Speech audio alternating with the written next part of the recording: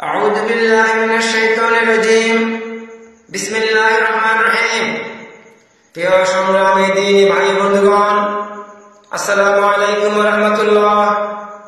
আমি প্রথমে সিদ্ধ চিত্তে মহান রব্বুল আলামিনের শুকরিয়া আদায় করছি, যিনি অত্যন্ত মেহেরবানি করে আমাদেরকে তার দিনের কাজে শামিল করেছেন।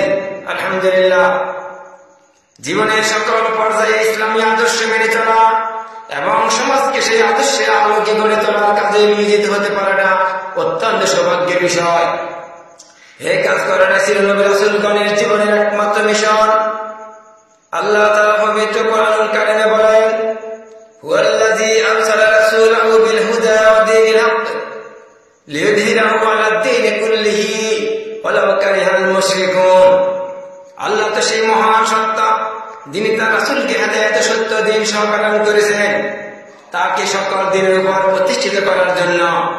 মুশরিকরা অপছন্দ করলেও প্রিয় উপস্থিতি, বাংলাদেশ জামাতে ইসলামী মহান লক্ষ্যে প্রতিষ্ঠা লাভ করে।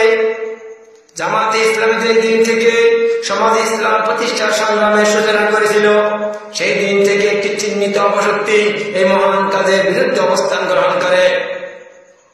এই অপশক্তির চক্রান্ত ষড়যন্ত্র মোকাবিলা করে অগণিত শহীদের রক্তের বিনিময়ে ইস্পাত